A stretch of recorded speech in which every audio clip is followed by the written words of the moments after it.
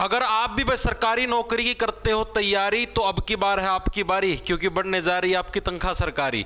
राम राम जी सारिया ने, मैं तेरा साथी मोहित पुनिया बताम सारिया का जॉब स्टार के यूट्यूब चैनल पर भरी दोपहरी में फिर से स्वागत करूं। तो भाई 8वें पे कमीशन को भाई मंजूरी मिल चुकी है और सरकारी कर्मचारियों की सैलरी अब डबल होने वाली है। इस चीज के ऊपर आप चर्चा करेंगे। और जितने भी साथी अब जो कंपटीशन की तैयारी करने लग रहे हैं, कल को अगर वो गवर्नमेंट जॉब के अंदर जाते तो उनको कितनी बढ़ी हुई सैलरी मिलेगी, यानी वर्तमान में जो सैलरी उसके अंदर उनको कितनी बढ़ोतरी मिलेगी, उसके ऊपर चर्चा करेंगे। और पूरा जो नया सैलरी चार्ट है, किस डिपार्टमेंट की कितनी सैलरी बढ़ेगी, यानी जैसे मान लो कोई ग्रुप डी में तो उसकी सैलरी कितनी बढ़ेगी, कोई क्लर्क है तो उसकी सैलरी कितनी बढ़ेगी, कोई पुलिस में तो उसकी सैलरी कितनी बढ़ेगी, कोई टीचर है तो उसकी सैलरी कितनी, सारा का सारा चार्ट आपको दिखाऊंगा कंप्लीट वीडियो के अंदर। ध्यानपूर्वक देख लेना क्या कुछ मामला है, क्या कुछ मैटर है। भाई पहली चीज तो भाई ये जो पे कमीशन है ये होते क्या है पहले आपको बता देता हूं। जब भी जैसे हर 10 साल के अंदर एक पे कमीशन आता है, ठीक है, वो मतलब डिपेंड करता है महंगाई कितनी बढ़ने लग रही है, कितनी कम होने लग रही है, जो मतलब कि आपका बाजार है, बाजार को देखते हुए पे कमीशन आता है। जैसे पहला पे कमीशन 1 जुलाई 1947 को आया था, उसका दूसरा आया 1959 के अंदर, फिर मतलब इस तरीके से आते रहे। जो रिसेंटली पे कमीशन आए थे वो 2006 के अंदर आया था, आपका एक 2016 के अंदर आया था। उसके बाद अब जो आएगा वो आएगा 1 जनवरी 2026 से आपका नया पे कमीशन लागू होगा। ठीक है जी, चीजें समझ में, यानी कि सीधी सी बात यह है पे कमीशन कोई ऐसे नहीं है कि हाँ भाई अब की बारी कोई पहली बार आएगा, पहले भी बहुत बार आ चुके हैं। इस पे कमीशन के अंदर होता है क्या जी, इसके अंदर क्या होता है, सरकार एक कमेटी बना देती है। मान लिया भाई 5-6 लोगों की एक कमेटी बना दी, और ये कमेटी क्या करती है, बाजार के अंदर कितनी महंगाई बढ़ने लग रही है, उसके कंपैरिजन में सरकारी कर्मचारियों की तनख्वाह कितनी कम है, इन सारी चीजों को एनालाइज करती है और उसके बाद एक डिसीजन के ऊपर पहुंचती है कि हाँ जी सरकारी कर्मचारियों की सैलरी इतने गुना बढ़ा दो, पहले इतनी थी अब इनकी सैलरी इतनी कर दो। और वो जो सैलरी की बढ़ोतरी होती है ना, वो डिपेंड करती है आपके फिटमेंट फैक्टर पे। फिटमेंट फैक्टर कितना है, ठीक है, यानी कि जो सारा रोड़ा होगा वो होगा फिटमेंट फैक्टर का। अगर फिटमेंट फैक्टर जैसे 2 गुना हो जाएगा, 2 हो जाएगा, तो सैलरी उतनी बढ़ जाएगी। 2.9 होगा, 2.7 होगा, वो चीज मैं आपको बताऊं, उस चीज का डिसीजन भी ये जो आयोग जो ये कमेटी बनाई है यही इस चीज का डिसीजन लेती है कि हाँ भाई कितना फिटमेंट फैक्टर लगेगा। और अभी जो परसों सरकार के द्वारा जो 8वां पे कमीशन उसको मंजूरी दे दी, उसके अंदर 3-4 सदस्य हैं, उनको भी मंजूरी दे दी भाई ये सदस्य इसके अंदर होंगे। और अब वो है सरकार को 6 से 7 महीने के अंदर सारा ढांचा है तैयार करके दे देंगे, भाई हमारे हिसाब से इतनी सैलरी बढ़नी चाहिए। ठीक है, अब देखो क्या चीज दे रखी है, 8वें वेतन आयोग में सैलरी कितनी बढ़ सकती है, बेसिक सैलरी में कितनी बढ़ोतरी होगी, फिटमेंट फैक्टर और डीए मर्जर पर निर्भर करता है। 7वें वेतन आयोग में फिटमेंट फैक्टर 2.57 था, यानी जो आपका ये 7वां वेतन आयोग आया था 2016, जिसके तहत आपको अभी तक सैलरी मिलने लग रही है, इसके अंदर आपका फिटमेंट फैक्टर कितना था, 2.57 था, यानी जितनी भी आपकी सैलरी थी उससे 2.5 गुना आपकी सैलरी बढ़ी थी। ठीक है, और ये सैलरी पूरी सैलरी नहीं, बेसिक पे की बात हो रही है, बेसिक पे और सैलरी के अंदर डिफरेंस होता है, अभी आपको समझाऊंगा। ठीक है, 8वें के अंदर ये 2.46 हो सकता है। ये जो खबर आई थी अखबार के अंदर, अखबार वाले का अंदाजा मारने लग रहे 8वें वेतन आयोग के अंदर इतना फिटमेंट फैक्टर हो सकता है, संभावना है। बाकी आप चर्चा करें कौन सा होगा। हर वेतन आयोग में डीए 0 से शुरू होता है। जब भी आपका नया अब ये 8वां पे कमीशन आया, आपका डीए 0 हो जाए, जैसे अभी 57-58% शायद कह रहा है सरकार ने, पता नहीं 59% किया, तो ये 0 हो जाएगा। ऐसा इसलिए क्योंकि नई बेसिक सैलरी पहले से महंगाई को ध्यान में रखकर बढ़ाई जाती है, इसके बाद डीए फिर धीरे धीरे बढ़ता है। जैसे अब 3% बढ़ता है, मेरे हिसाब से अब जो नया आएगा उसके बाद 2% के करीब बढ़ेगा। डीए बेसिक पे का 55% है, अभी बढ़ाया सरकार ने 3%। डीए के हटने से टोटल सैलरी में बढ़ोतरी थोड़ी कम दिख सकती है, क्योंकि 55% डीए का हिस्सा हट जाएगा। जैसे आपको बताता हूं, जैसे आपको एक सैंपल के रूप में दिखाता हूं, ये एक एग्जांपल है, आ जाओ कि अभी आपको पूरी टेबल भी दिखाऊंगा। मान लीजिए आप लेवल 6 पर हैं, लेवल 6 के अंदर बेसिक पे कितनी होती है, 35,400 होती है। ठीक है जी, और 7वें वेतन आयोग के हिसाब से आपकी मौजूद सैलरी कितनी है, जैसे मान लिया 35,400 आपकी बेसिक पे है, 55% आपको डीए मिलता है, इस बेसिक पे का 55% डीए 19,470।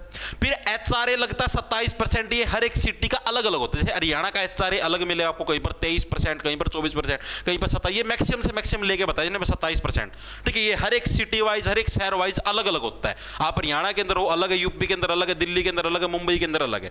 ठीक है, ये भी बेसिक पे का 27% होता है, नहीं इतना हो गया। टोटल सैलरी आपकी बनेगी 64,428 मेट्रो सिटी के अंदर।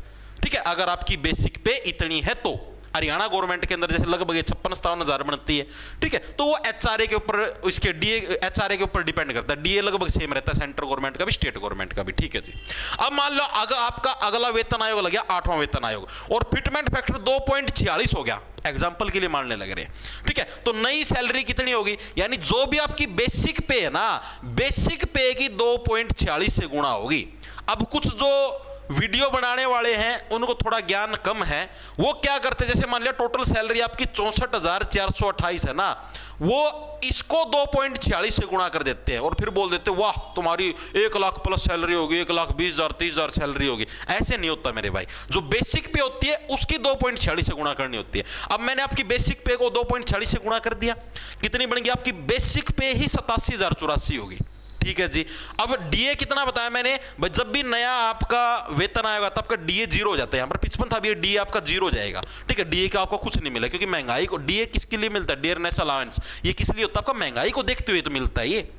एचआरए आपका वही रहेगा, यानी जो आपकी बेसिक सैलरी है इसका 27% लगभग 23,513, तो टोटल सैलरी आपकी कितनी बन जाएगी, बेसिक प्लस एचआरए आपकी कितनी बनेगी 1,10,597, इतनी आपकी सैलरी हो जाएगी। ये एक अखबार वाले अंदाजा मारने लग रहे भाई इस हिसाब से बढ़ेगी आपकी, लेकिन मैं आपको बता देता हूं इतना फिटमेंट फैक्टर नहीं लगेगा क्योंकि सरकार को सारे फैक्टर देखने पड़ते हैं। भाई इतनी इतनी सैलरी बढ़ा देंगे तो हमारे खजाने के ऊपर कितना बोझ पड़ेगा, ठीक है। अब मैं आपको बताता हूं कितना लग सकता है, वो आपको मैं बता दिया, सैलरी आपकी सारी फिटमेंट फैक्टर पे डिपेंड करती है। देखो अभी जो कुछ अर्थशास्त्री हैं, कुछ जो एक्सपर्ट हैं, उन्होंने अलग अलग हिसाब से बताया है। अब जैसे लेवल 1 की सैलरी है 18,000 जो ग्रुप डी को मिलती है, बेसिक पे है, ये बेसिक पे सैलरी नहीं बेसिक पे। अब इसके अंदर मैंने बताया ना 55% आप डीए ऐड करोगे, 27% आप ये एचआरए ऐड करोगे, हाउस रेंट अलाउंस, उसके बाद ये टोटल सैलरी बन जाएगी 30,000 के करीब, ठीक है। तो ये मैंने आपको बताया ये बेसिक पे है, ये लेवल 3 की, लेवल 5 की, लेवल 6, 7, 8, ये मैं आपको एक एग्जांपल है, लेवल 1 ग्रुप डी की है, ठीक है। लेवल 2 के अंदर आपके कलर का आते हैं, उनकी 19,900 होती है बेसिक पे, 19,900, ठीक है। उसके हिसाब से आप अपना अंदाजा मार के देख लेना। ये लेवल 3 पुलिस वगैरह की होती है, ठीक है।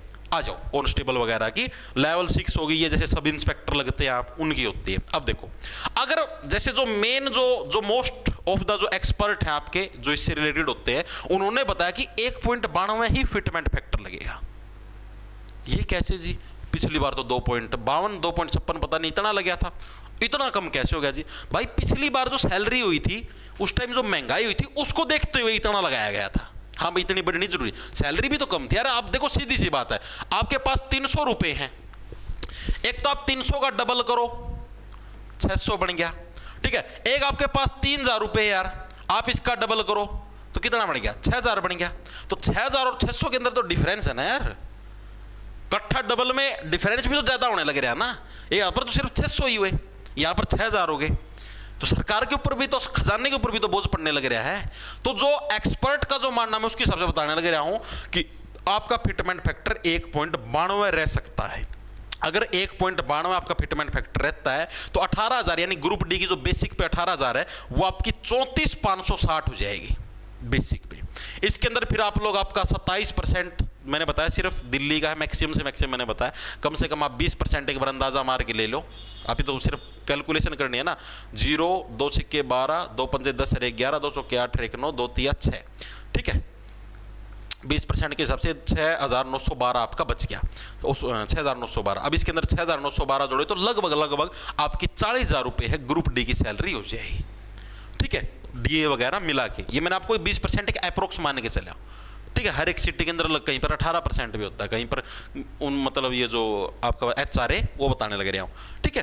वैसे मैंने बताया ना मैक्सिमम 27, बाकी आप अपने हिसाब से देख सकते हो। तो इतनी लगभग 40,000 के करीब ग्रुप डी की सैलरी हो जाएगी, कट पीट के एनपीएस वगैरह लगभग आपको 37-38,000 आपके खाते के अंदर मिल जाएगी। यानी अब जो ग्रुप डी की सैलरी है 27,000 समथिंग है, ठीक है, हरियाणा के अंदर।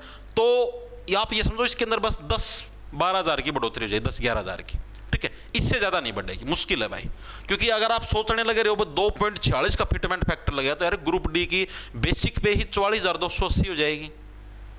और इसका अगर आप लोग 20% एचआरए भी निकाल लो तो लगभग 8,000 8,500 तो एचआर वो सॉरी हाँ एचआरए हो गया तुम्हारा, और 8,000 HRA हो गया तो यार सीधी 52-53,000 तो ग्रुप डी की सैलरी हो जाएगी। इतनी ग्रुप डी की सैलरी थोड़ी ना रखेंगे, ये तो सीधी एक कॉमन सेंस की बात है। ठीक है, आप खुद सोच के देखो, तो इतनी होना बहुत मुश्किल है। बाकी होने को हो भी जाए, वो जो आयोग है जो अभी गठित कराया है उसके हाथ में सारी चीजें, लेकिन जो एक्सपर्ट हैं जो आते हैं उनकी बताने लग रहा है। और मेरा भी अनुमान यही है कि फिटमेंट फैक्टर आपका 1 पॉइंट बढ़ा ही रहेगा। इसके हिसाब से आप अपनी सैलरी देख सकते हो। ये ग्रुप डी की लगभग 40,000 हो जाएगी, 38-39,000। ठीक है, जैसे 35,400 ये इतनी हो जाएगी। इसका अगर आप लगभग 20% भी करते हो आप HRA, ठीक है, हाउस रेंट अलावेंस, तो लगभग 14,000 और जोड़ दो इसके अंदर, तो 14,000 जोड़ो 7 4 11 6 7 मतलब लगभग 95,000 के करीब आपकी इसकी सैलरी पहुंच जाएगी। यानी अगर आप सब इंस्पेक्टर वगैरह लगते हो 35,4 लेवल 6 की शॉप की, ठीक है, 95-96,000 के करीब आपकी सैलरी पहुंच जाएगी। तो ये मेरे हिसाब से बताने लग रहा हूं भाई, एक्सपर्ट के हिसाब से। बाकी सारी चीजें डिपेंड करती है इस फिटमेंट फैक्टर के ऊपर। भाई वो कमेटी है कितना फिटमेंट फैक्टर मानेगी। ये मान्या तो इतनी हो जाएगी, बेसिक पे है ये। और अगर ये मान्या तो बेसिक पे आपकी इतनी हो जाएगी, फिर आपका जो HRA मिलके इतनी हो जाएगी, डी आपको 0 रहेगा, डी आपको नहीं मिलेगा। ठीक है, तो मेरे हिसाब से आप सभी के सारी चीजें समझ में आ गई होंगी भाई, कितनी क्या कुछ सैलरी बढ़ेगी। लेकिन जितनी भी बढ़े, बढ़ोतरी तो होने लग रही है, कम तो नहीं होने लग रही, बढ़ने ही लग रही है। तो यानी कि एक बहुत ही खुशी की बात। और अगर आप इन फ्यूचर गवर्नमेंट जॉब लगते हो तो आप लोगों के लिए भाई मतलब गजब का मौका, बढ़ी हुई सैलरी मिलेगी। और अब कंपटीशन भी ज़्यादा होगा सरकारी नौकरी के अंदर, ठीक है, क्योंकि लोग बढ़ी हुई सैलरी को देखते हुए मतलब ज़्यादा पढ़ाई करेंगे कि हमें सैलरी ज़्यादा मिलेगी। ठीक है भाई, आपकी क्या राय है, आपके हिसाब से कितनी बढ़ोतरी होनी चाहिए, और क्या कुछ मतलब मेरा अनुमान ठीक है या कौन सी वाली सैलरी है मतलब बढ़ सकती है, आप लोग कमेंट करके जरूर बताना।